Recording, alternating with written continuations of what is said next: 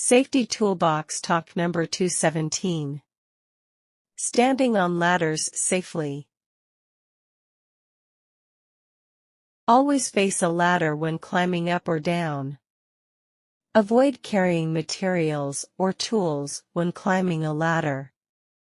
Climb the ladder first, then pull up the materials with a rope.